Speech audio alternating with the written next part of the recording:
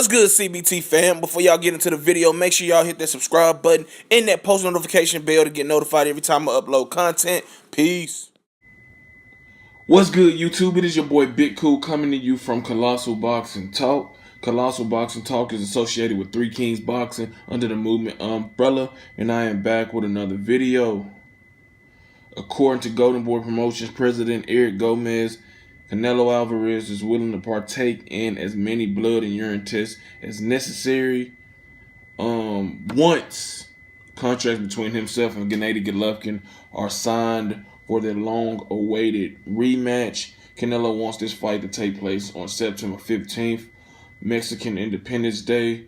Now he is taking over the May and September dates.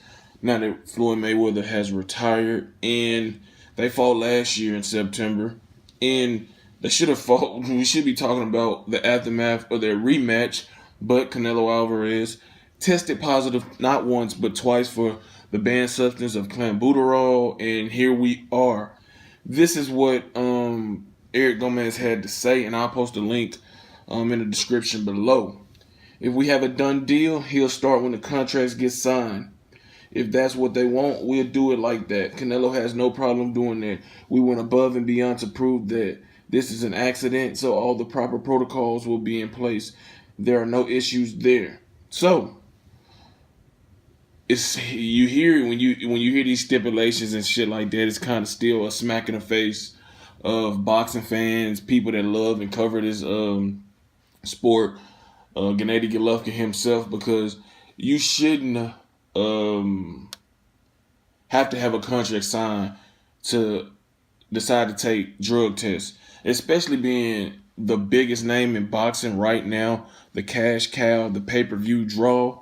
You should want to lead by example and take, year-round random drug tests. If you say the contaminated meat, was an accident, that's how you got clenbuterol, then you should be already starting to take drug tests. Random drug tests, blood tests, urine tests, the whole nine. You know what I'm saying? But this is another way that Canelo Alvarez and his team can dictate terms and stipulations in their favor, because they know, like I just mentioned, they know he's a walking meal ticket. He's the guy everybody wants to face because he brings them millions of dollars, recognition to a broader audience that they don't get fighting anybody else. Any fight, for the most part, that's involving Canelo Alvarez will be a pay-per-view fight. Simple as that. He doesn't have to be a champion. He got that Oscar De La Hoya-esque type shit to him. We all know Oscar was known as the Golden Boy. Brought in millions of fucking dollars. Did huge numbers. He was a worldwide megastar. Boxing fans loved him. Hell, the casual fan loved him because he was not only, a big draw, but he was a great fighter, and he put on entertaining fights, man. He fought any and everybody. And Canelo Alvarez has some similarities to him. Not as exciting as a fighter that Oscar was. Not even a biggest draw, but he's a big draw. He's a huge draw in his own right. And he knows how to flex that power. He learned from Oscar. He learned from Floyd, who flexed it on him when they negotiated. He had him come down to 152 pounds at a catch weight for their fight back in 2013. So Canelo Alvarez has definitely learned from the best and how to flex and throw away his power, throw around his power. But I think that it's BS if he, that he has to wait until contracts are signed. They said he went above and beyond to prove his innocence. He's currently, temporarily suspended by the Nevada State Athletic Commission. But he needs to be on that shit now. You can't trust it. Whether he's genuinely telling the truth about him not intentionally taking clenbuterol to mask whatever it is he was, doing. You can't risk it at this point, because say they get deep into, training camp and a month out, 2 weeks out, and boom, he tests positive again. You know what I'm saying? It's going to be like, what the fuck?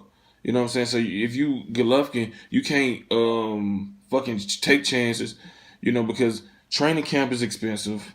Being away from your family, it gets to you. You know what I'm saying? And then You're getting up thinking, okay, I finally get to get an attempt to get some redemption. Make sure there's a clear winner in this fight, and then boom, you get a call. Canelo Alvarez has tested positive once again for a banned substance, and now you gotta reset. You gotta weigh your options. You gotta fucking do all this shit, and instead of fucking just going ahead and taking the test, um, right now, even though you still suspended, you want to wait till the contracts are signed, sealed, and delivered, which is bullshit. But this is boxing politics. This is, comes from being the top guy in the sport of boxing, monetary wise. This is what you get when you got a guy who wants that big payday. To truth be told, Golovkin was still willing to go through with this fight with Canelo Alvarez. Doesn't matter what they're saying out loud. Behind closed doors, I don't know. Jim Lampley said something this past weekend on the Golovkin Martirosyan telecast that, once this fight was canceled, Golovkin lost $20 million.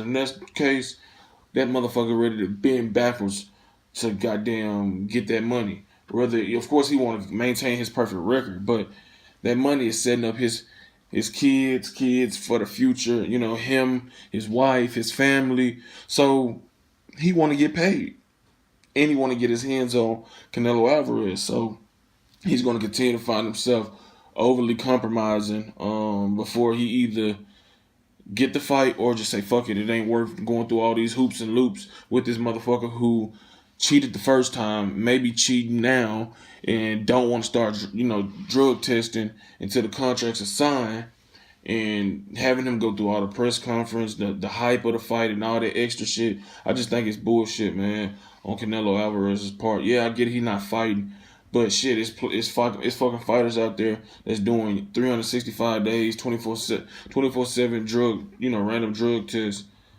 and they're not even on the level of Canelo Alvarez. So it is what it is, man. If you like this video, do what I told you to do in the beginning. Make sure you hit that subscribe button and post notification bell. Drop a comment in the comment section below. Head over to Facebook.